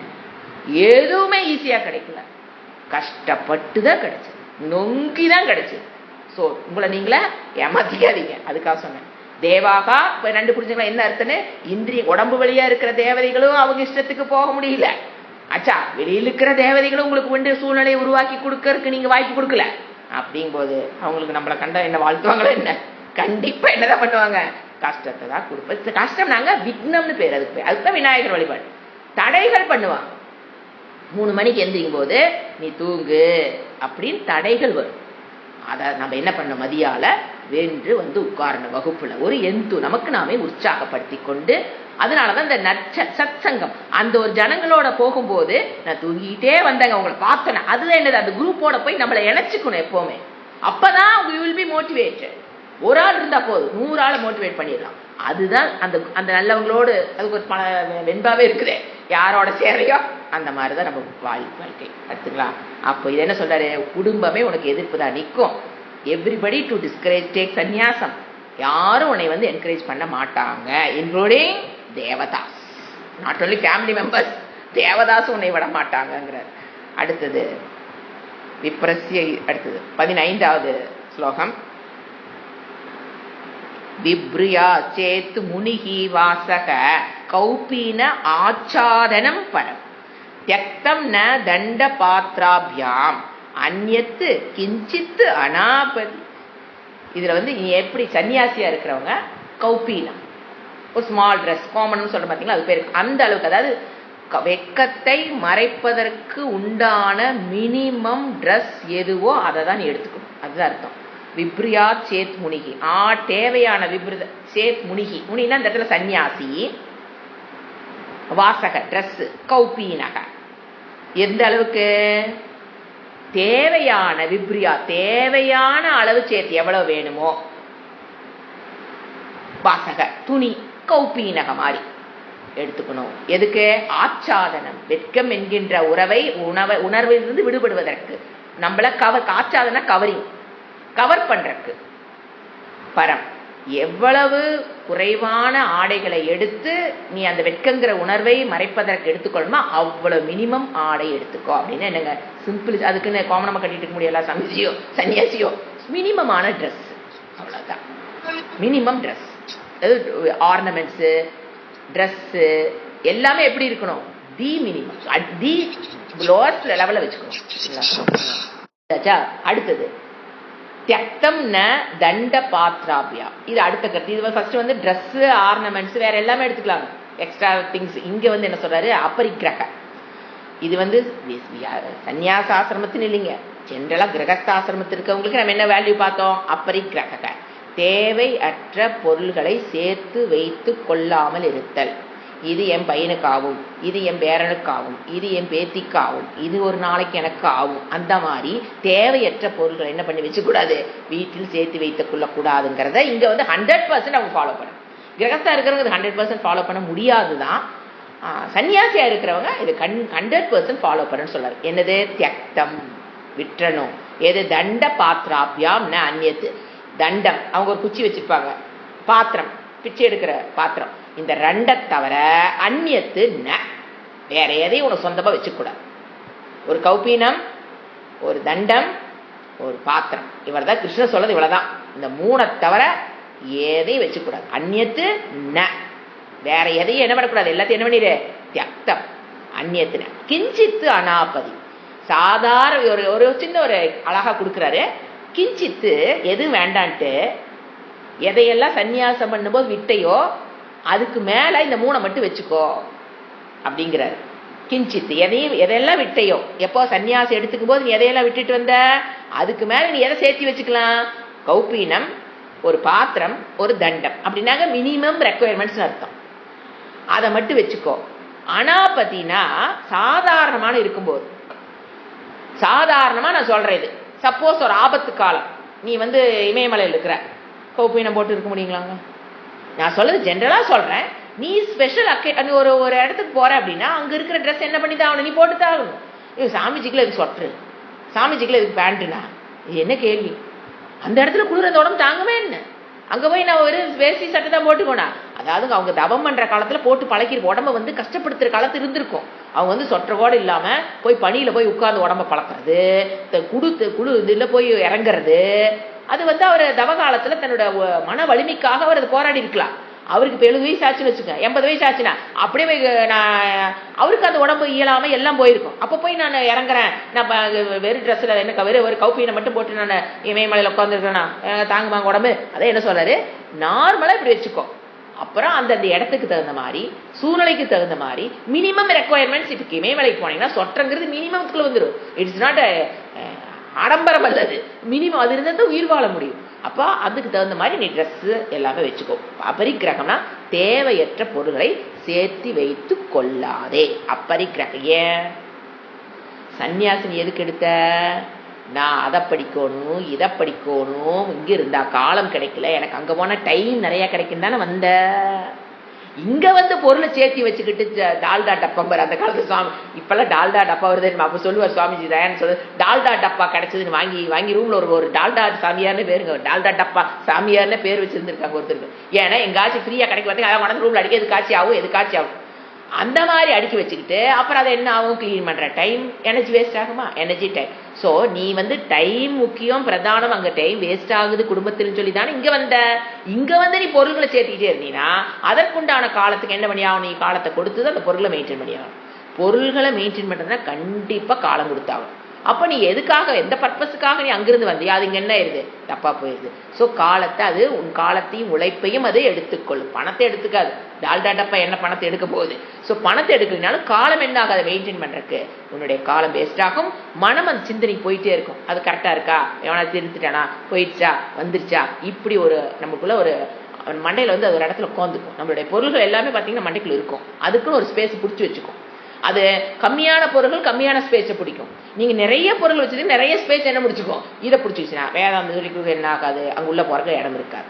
அதுக்கு தான் சொல்றாங்க பொருள்கள் எப்பவுமே, அதுக்கு விருத சொல்லுவாரு, ஒரு பொருளை பாக்குறீங்க, அன்னைக்கே சொன்னேன்னு நினைக்கிறேன், பாக்குறீங்க அவங்க வீட்டுல இருந்து அதுல இந்த வசதி அப்படியே உங்களுக்கு மனம் வந்து அப்படி பாசிட்டிவா காமிக்கும். இது பிளஸ், இது பிளஸ், அது பிளஸ், அது பிளஸ், அது பிளஸ், இது இருந்தா தான் வாழ முடியுங்க நாளைக்கு கொண்டு அந்த மனம் உட்கார வச்சிடும். புத்தியில ஒரே ஒரு கேள்விகள், இது இல்லைன்னா நான் வாழ முடியுமா, வாழ முடியாதா, ஒரே ஒரு கேள்விகள் போதுன்றார். வேற ஒண்ணு நீ புத்திக்கு ரொம்பலாம் ட்ரெயின் பண்ண வேண்டாம். இது இருந்தா வாழ முடியுமா, அந்த கடை விட்டு அப்படியே வெளியில் வா, வேற ஒண்ணுமே முடிவு பண்ண வேண்டாம். இது இருந்தா இல்லாமல் வாழ முடியுமா, வாழ முடியும்னு உங்களுக்கு தோணுச்சு இல்லையா, வந்து வாங்கிறாரு. இப்படித்தான் பழக்கணும். இது என்னாச்சு, அவங்க வீட்டு இருக்குது, இவங்க இதனால இது பிளஸ், ஏன்னா அட்வைஸ் பண்றோம் அப்படித்தானே சொல்றான். நீங்க அப்படியே உட்கார்ந்த இடத்துல அங்கிருந்து சாப்பாடாகி கூட வருங்கிற மாதிரிலாம் அட்வைஸ் பண்றாங்க. ஸோ இப்போ ஒரு இன்ஸ்ட்ருமெண்ட், கிச்சனுக்குள்ளே ஒரு இன்ஸ்ட்ருமெண்ட் இருக்குன்னு வச்சுக்கோங்க, நமக்கு அது வசதி நமக்கு யோசனை பண்ணி பார்க்கணும், அது இருந்தா டைம் சேவ் ஆகுதா, வாங்கலாம். இதன் மூலியமாக இவ்வளவு டைம் எனக்கு சேவ் ஆகி அந்த டைம் நான் எது கொடுக்கணும், அது ஒரு முக்கியமான இருக்கு இல்லையா. டைமை சேவ் பண்றான், வீடு ஓட்டுறதுக்கு ஒரு மிஷின் வந்துருச்சு, வாங்குறோம், அதே கூட்டிக்குது தொடச்சிக்குது, சரி ஓகே. அந்த டைம்ல நீங்க வீடு கூட்டி தொடக்கிற டைம் அந்த மிஷின் சேவ் பண்ணி கொடுக்குது. அந்த டைம் எதுக்கு யூஸ் பண்றோம், அப்ப அதை வாங்கும்ப. அதை நீ வேதாந்தத்துக்குள்ள வர்ற என்னுடைய முயற்சிக்கு ஸ்ரேயஸுக்கு நீ அதை யூஸ் பண்றீன்னா அதை வாங்கிக்கோ. இது வாங்கினா நான் இது கொஞ்ச நேரம் கிளாஸ் டைம் கொடுக்கலாம், அதை கொஞ்ச நேரம், இது சும்மா இருக்கிறதுக்கு வாங்குறேன்னா வாங்காத, புரிஞ்சுங்களா. அதுதான் சொல்ல. அடுத்தது, இதுக்கு அடுத்தது ரொம்ப ஒரு முக்கியமான ஸ்லோகம் படிக்கிறேன், 3 பாயிண்ட். அதை இன்ட்ரோடக்ஷன் மட்டும் கொடுக்குறேன், அது நீட்ஸ் பிக் எக்ஸ்பிளனேஷன். 16வது, திருஷ்டி பூத்தம் ன்யசேத் பாதம் வஸ்திரபூத்தம் பிபேத் ஜலம் சத்யபூதாம் வதேத வாச்சம் மனகபூத்தம் சமாச்சரேத். இதனுடைய சாரம் மட்டும் கொடுக்குறேன், விளக்கு மீனிங் அடுத்த கிளாஸ்ல பார்க்கலாம். 4 கருத்து சொல்றார். மனுஷ தர்மம், அது சொல்ற முக்கியமான ஒரு ஸ்லோகம். மனுஷ, நாட் ஒன்லி ஃபார் சன்னியாசி, மனுஷ தர்மம். பேசிக்கா காமனா மனுஷனுக்கு என்ன தர்மம், ஃபர்ஸ்ட் அலர்ட்னஸ். இப்ப அலர்ட்னஸ்னா என்னன்னாங்க, இப்போ மைண்ட்ஃபுல்னஸ் சொல்லுவோம் இங்கிலீஷ்ல, மைண்ட்ஃபுல்னஸ், அவேர்னஸ். இப்ப நீங்க மேக்ஸ் போடுறீங்க, மைண்ட் ஃபுல்லா அதுல இருக்கணும், அதுக்கு பேர் தான் அலர்ட்னஸ். செக் பண்ணி பாருங்க. இப்ப நீங்க சாட் பண்றீங்க, அலர்ட்டா படிங்க, அலர்ட்டா படிங்க சொல்லிட்டே இருக்கும் இல்லையா. ஏன் அந்த வேர்டு அடிக்கடி ஒரே வாயில, அலர்ட்டா பாருங்க, கவனிங்க கவனிங்க, காதுல கேளுங்க, வாயில சொல்லுங்க. அந்த சாண்டிங் அப்ப ரொம்ப அந்த வேர்டு, என்ன அலர்ட்டுங்கிற வேர்டு தமிழ்ல போட்டு சொல்லிட்டே இருப்பேன். கவனமா, கவனம், தமிழ்ல சொல்லும்போது கவனம் கவனம் சொல்லுவோம். கவனமா கேளுங்க கேளுங்க கேளுங்க, 2வது தடவை கேளுங்க, 3வது தடவை கேளுங்க. அப்போ ஃபர்ஸ்ட் டைம் கேட்கும்போது கேட்டோன்னு வாயில வரல அப்படின்னா என்ன அர்த்தம்னா மைண்ட்ஃபுல்னஸ் அங்க இல்லைன்னு அர்த்தம்.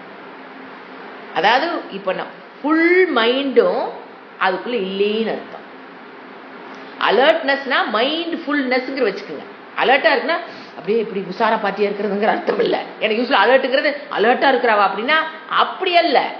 அலர்ட்னஸ்னா மைண்ட்ஃபுல்னஸ் வச்சுக்க, ஈஸியா புரிஞ்சிடும்.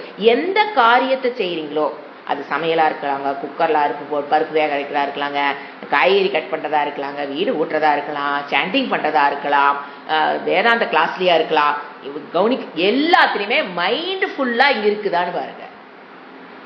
அதுக்கு பேர் தான் அலர்ட்டா கிளாஸ்ல இருக்கிற என்ன அர்த்தம்? மனம் எங்கும் சிதறாமல், மனம் தூக்கத்தை நோக்கி செல்லாமல், வேறெங்கும் சிதறாமல். ஒன்னா ஆஃப் ஆயிரும், இல்லையா வேற எங்காவது போயிடும். ஒன்னு என்னது? ஏகாக்கிர சித்தம் இல்லாம மனதுக்கு 2 தோஷம் இருக்கும். ஒன்னு சங்கல்பம், வேற ஏதாவது நினைச்சிட்டு உட்காந்துருக்கும். விக்ஷேபம், அது என்னது? வேற ஏதாவது நினைக்கிறது, சஞ்சலமான மனம், அது வெளியே போயிடும் டக்குனு. இல்லைன்னா என்ன ஆயிரும்? சுவிச் ஆஃப் பண்ணிடும், அப்படியே தூங்க வந்துடும். ஸோ இந்த 2ம் இல்லாம மனுஷங்க வாழ கத்துக்கணும். எதை செய்யறியோ அப்ப அதுக்கு தான் என்ன சொன்னாங்க நம்ம முன்னோர்கள், அதை வழிபாடா பண்ணு. நீ படிக்கிறியா, அது வழிபாடா பண்ணு. ஏன்னா அது தேவதைகளுக்கு நம்ம பண்ற போது என்ன, இந்த பக்திங்கிறது உள்ள இருந்தா அது நம்ம படிக்கிறோம் அப்படிங்கிறது வழிபாடா பண்ணு. தேவதைகளாக பாரு, புஸ்தகத்தை தேவதையா பாரு, வழிபாடா பண்ணு. ஏன்? அப்பதான் என்ன கிடைக்கும் உனக்கு? அலர்ட்னஸ் கிடைக்கும். ஐயோ இது தேவதை. ஒரு பக்தி இருந்தா என்ன பண்ணுவோம்? ஏன் பேப்பருக்கு கீழ் விழுந்தா தொட்டு கும்பிட்டுக்கிறோம்? யாரா கால் பட்ட ஏன் தொட்டு கும்பிட்டுக்கிறோம்? தேவதையா பாரு, அந்த தப்பு மறுபடியும் பண்ண மாட்டேன். தொட்டு கும்பிடுறது எதற்காக? நாம இப்ப தெரியாம பண்ணிட்டேன் சாரி அப்படிங்கிற ஏன் வார்த்தை சொல்றோம்? மைண்ட்ஃபுல்னஸ் நான் இல்ல. என்னது? நடக்கும்போது பக்கத்துல நிக்கிறாங்க அப்படிங்கிற கவனம் குறைவுனா மைண்ட்ஃபுல்னஸ். மைண்ட் எங்கேயோ இருந்திருக்கு, மைண்ட்ஃபுல்னஸ் நம்ம நடக்கிறது இல்ல. அதனால பக்கத்துல ரோதிக்கிறோம் பண்றோம். நீ மைண்ட் ஃபுல்லா வாக் பண்ணிருந்தீங்கன்னா எதுக்கு பக்கத்துல கால் போகுது? மனசு எங்கேயோ இருந்திருக்குது, அதனால கால் போய் அவன் மேல பட்டுருச்சு. புரியுதுங்களா? அதனால மைண்ட்ஃபுல்னஸ் மனுஷனுக்கு இது என்ன தெரியுங்களா சொல்றாரு சாஸ்திரம்? தர்மங்கும். நாம நினைச்சுக்கிறோம் தர்ம அதர்மனா ஒருத்தர் குத்துறது, கொலை பண்றது. மைண்ட்ஃபுல்லா வாழ்னா நீ பண்றது அதர்மங்குது சாஸ்திரம். ஒரு செகண்ட் நீ எப்படி இருக்கணும்? எந்த வேலையை செய்யறியோ அதுல மைண்ட்ஃபுல்லா இருக்கணும். எங்க வீட்டுல பாத்தீங்கன்னா அதான் குழந்தைகளுக்கு உட்காந்துனா அதை தான் சொல்லிட்டே இருப்பேன். மார்க் பத்தியெல்லாம் ஒன்னும் குழந்தைக்கு நீங்க பேசவே வேண்டாம். ஏன் எத்தனை மார்க், கம்பாரிசன் எல்லாம் எதுவுமே பண்ணக்கூடாது. அதுங்களுக்கு என்ன சொல்லிக் கொடுக்கணும்? மைண்ட்ஃபுல்லா அதை எப்படி படிக்கிறது, மனதை எப்படி அதுல கவனமா வச்சு நம்ம குவிக்கிறதுங்கிறது இதே வேர்டு தான். ஆனா இந்த மைண்ட்ஃபுல்னஸ்ங்கிறது இன்னும் கொஞ்சம் அப்லிஃப்ட் பண்ணி அந்த வேர்டு புரிஞ்சுக்கலாம். எதுல இப்போ உட்காந்து மேக்ஸ் போட்டியா, மனது ஃபுல்லா அப்படியே உள்ள போ உள்ள போ உள்ள போ. You enjoy the max. அந்த மேக்ஸ் எப்படி பார்க்கணும்? ஒரு தேவதையா பாரு, அந்த புஸ்தகத்தை தேவதையா பாரு. ஏன்னா அவங்கதான் அங்க அறிவை கொண்டாந்து கொடுக்கணும். அப்படி ஒரு ஆட்டிடியூட்ல இருந்துதான் நம்ம கலாச்சாரம். இன்னைக்கு ஷூ போட்டே கிளாஸ்ல போய் உட்காந்துக்குதுங்க. எங்க போய் நம்ம தேவதையை கொண்டாந்து உள்ள விடுறது? ஷூ போட்டுதான் உள்ளே கிளாஸ்க்குள்ளே போகுதுங்க. அந்த காலத்துல செருப்பு போட்டு வெளியே விட்டு தான் எங்க நம்ம செருப்பு போட்டு கிளாஸ்க்குள்ள போயிருக்குமா? அந்த காலத்துல விட்டு பின்னி போடுவாங்க இல்லைங்களா? இந்த காலத்துல என்ன, இதுதான் ஃபாரின் கல்ச்சருக்கு குழந்தைகள் குழப்பறாங்க. இப்ப நான் அந்த ஷூ போட்டு கிளாஸ்க்குள்ள உட்கார்ந்து இருக்கிற குழந்தைக்கு நீங்க டிவைனிட்டி எப்படி கொண்டாடுவீங்க? அந்த குழந்தைக்கு இதுக்கு ஒரு இதுல படிப்புங்கிறது ஒரு டிவைனிட்டி உள்ள விஷயம், கடவுள் சம்பந்தப்பட்ட விஷயம்னு காலில் செருப்பு போட்டு உட்கார்ந்து குழந்தைக்கு எப்படிங்க புரியும் கிளாஸ்ல? அட்லீஸ்ட் ஷூவை வெளியே கழட்டி விட்டு சாக்ஸோட உட்கார்ந்தா கூட பரவாயில்ல. ஷூவோட தான் உட்காந்து படிக்கிறேன். அந்த மாதிரி ஸ்கூல்ல தான் நம்ம கூட சேர்த்துறோம். ஏன் பேரண்ட்டுக்கு அதுதான் பிடிக்குது. டிவினிட்டி கொடுக்குற ஸ்கூல்ஸ் பிடிக்காது. செப்பல் போடுற ஸ்கூல் என்ன ஸ்கூல்? செப்பல் பையனை பார்த்தா நல்லா வருது, செப்பல் போட்டு வராங்க. செப்பல் அதை தாங்க கழட்டி விட முடியும். ஷூ அந்த குழந்தை எப்படி கழட்டி விட? காணாத போயிடும், என்ன பண்ணிக்கிட்டே இருக்குது, உள்ள போட்டு வந்துருது. புரியுதுங்களா? கல்யாண மண்டபத்துலேயே பார்த்தீங்கன்னா பயங்கர தப்பு நடக்குது. எனக்கு ஒரு மனசாச்சு குத்திக்கிட்டே இருக்கும். அங்க தாலி கட்டுற இடம் வாழ்த்துற வர தேவதைகள் வர இடம். நமக்கு செருப்பு போட்டு தான் உள்ள போற ஆளுக்குள்ள. கல்யாணம் நடக்கிற இடத்து கோயில் நடந்துட்டா பிரச்சனையே இல்லைங்க, பிரச்சனையே இல்லை. ஏன்னா யாரும் செருப்பு போட்டு வரமாட்டாங்க. இங்க பாருங்க, தாலி கட்டும்போது காலில் செருப்பு போட்டுருக்குமா இல்லையா? செருப்பு போட்டு வாழ்த்துறவன் ஏங்க உருப்படி ஆகுமாங்க? காலில் செருப்பு இருக்குங்க, அக்ஷதை பண்ணுவாங்க. நீ சும்மா வாழ்த்துறத இப்ப ரோட்ல போற செருப்புக்கு நல்லா இருக்கு, அக்ஷதை எடுத்து கால் என்ன இருக்கும் அந்த கழட்டி விட்டுட்டு போடலாம்ல. அக்ஷதைய தெரியறது இல்ல. நீங்க இதெல்லாம் நான் வெளியில சொல்றது இல்ல, பார்க்க அப்படியே ஒரு வருஷமே உள்ள பக்குங்க. காலில் செருப்பு இவ்வளவு அக்ஷதை வச்சு சிந்திங்க, செயல்படுங்க. இதுதான் மைண்ட்ஃபுல்னஸ் இருந்தா இதெல்லாம் தப்புன்னு தோணிடும். நம்ம அந்த இடத்துல கவனமா இருக்கு. நம்ம தான் அங்க என்ன இங்க என்ன இருக்கும்போது வராது. அலர்ட்டா வாழுங்க. இதுதான் செய்யற செயல். அக்ஷதை போடுறோமா, மைண்ட் அக்ஷதை போடுறது மட்டும் மைண்ட் இருந்துன்னு வச்சுக்கல, மைண்ட் சொல்லிடும் ஐயோ காலில் செப்பை போட்டுட்டு நம்ம பொண்ணு மாப்பிள்ளை அவங்க வாழ போறவங்க பாவம், அந்த செப்பை கழட்டி விட்டுட்டு அங்கேயாவாச்சும் கழட்டி விட்டேன், வெளியில் விட்டாங்க வெளியில் விடாதீங்கிறாங்க, போட்டிருக்கீங்களா கழட்டி விட்டுட்டு வாழ்த்துங்க. அப்படியே அக்ஷதை போடாதீங்க. சும்மா வாழ்த்துறது வேறங்க. இப்ப நீங்க ரோட்ல போயிட்டு ஒரு பையன் டப்பான்னு கால் விழுகிறான், நீங்க செப்ப அப்படி நான் சொல்லவே வாழ்த்துறாங்க. அந்த இடத்துல என்ன அக்ஷதையை போட்டு கையில அக்ஷதை எப்பங்க நீங்க எடுக்கிறீங்க? வீட்டுல யோசனை பாருங்க. சமையல் ரூம்லையா? இல்ல போட்டிக்கோழியா? எங்க வச்சிருக்கீங்க அத? எப்ப எடுக்கிறீங்க கையில அத? அது அப்ப அங்கேயே அதே தானே அந்த அக்ஷதைக்கு. எப்படி காலில் செருப்பு போட்டு அதை வாழ்த்துறீங்க? அலர்ட்னஸ் இல்லைன்னு அர்த்தம். அடுத்தது 2வது சரீர ஆரோக்கியம். ஏன்னா இதை கம்ப்ளீட் பண்ணி ஒரு 5 நிமிஷம் எடுத்து நான் கம்ப்ளீட் பண்ணேன். அப்பதான் அடுத்த கிளாஸ்ல நான் அடுத்து கண்டினியூ ஆக முடியும். 2வது சரீர ஆரோக்கியத்துக்கு இதெல்லாம் வந்துங்க அதர்மம் சொல்லிட்டு இருக்குது சாஸ்திரம். நீ அலர்ட்டா இல்லைன்னா அது அதர்மம். அடுத்து 2வது சரீர ஆரோக்கியத்திற்கு உண்டான நேரத்தை கொடுத்து நீ ஆரோக்கியமா வச்சுக்கலீன்னா அது அதர்மம்ங்குது. நம்ம போய் நினைச்சுக்கிட்டு திருடுனாத்த அதர்மம், பொய் பேசினா அதர்மம், அதெல்லாம் வெளியில் இருக்கவங்களுக்கு. வேதாந்தத்துக்குள்ள வந்தவங்களுக்கு அதெல்லாம பண்ணிட்டு உட்காந்துருப்போம். நம்ம பொய் பேசிக்கிட்டு மற்றவங்களை ஏமாத்திக்கிட்டு இதை நம்ம பண்ணிடுவோம் நம்ம தெரியாம. சரீர ஆரோக்கியத்துக்கு உண்டான நேரம் காலையில யோகா பண்ணுன்னா யார் வர்றீங்க? இல்ல நான் வேற ஏதோ பண்றீங்க, ஏதோ பண்ணிட்டு இருக்கீங்க, ஓக்குங்க. காலையில எந்திரிச்சது கிளாஸுக்கு தான் வரேன்னா நாள் ஃபுல்லா நம்மளால லேடிஸ்னால பண்ணவே முடியாது. கண்டிப்பா மறுபடியும் மேல நம்மளால பண்ணவே முடியாது. ஏன்னா குடும்ப பொறுப்பு அங்கே இங்கேயும் போக வேண்டி வருது. ஸோ சரீர ஆரோக்கியத்துக்கு டைம் கொடுத்து நீ சரீரத்தை பாதுகாத்துக்கலீன்னா அதர்மம். அடுத்தது வாக் சுத்தி. வாக் சுத்தி, வாக்குல என்ன இருக்கணும்? சுத்தம்னு என்னது? அப்படியே இனிப்பா பேசுறது. உள்ள என்ன இருக்கும்? நஞ்சு. வெளியில என்ன இருக்கும்? தேன். தேனா பேசுறது இல்ல விஷயம், ஆர்ஜவம். அதுதான் சுத்தம். மனசுல என்ன இருக்குதோ அதை வெளியில வரணும். அதுக்கு பேர் தான் சுத்தம்னு பேர். அது கையில செய்யும் போது அது இன்னும் ஆர்ஜவம்னு என்னங்க? மனசுல என்ன நினைக்கிறோமோ அதை வாயில பேசிட்டீங்கன்னா அதுக்காக மனசுல இருக்கிறதா வெளியில கொட்டணுங்கிற அவசியம் கிடையாது. அந்த இடத்துல தர்மம் ஏதோ அதை தர்மம் காப்பாற்றப்பட வேண்டிய வரிசையில பேசித்தான் ஆகும். அதர்மம் தலை தூக்கும் போது கிருஷ்ணன் வந்தாரா இல்லையா? அந்த மாதிரி அதர்மம் நடக்கும்போது அது தப்புன்னு சொல்ல தெரியும். அதே மாதிரி தர்மத்தை தர்மத்துன்னு சொல்ல தெரியணும். வாக் சுத்திங்கிறது ஆர்ஜவம்னு வச்சுக்கணும். உங்களுக்கு புரிஞ்சிடும்.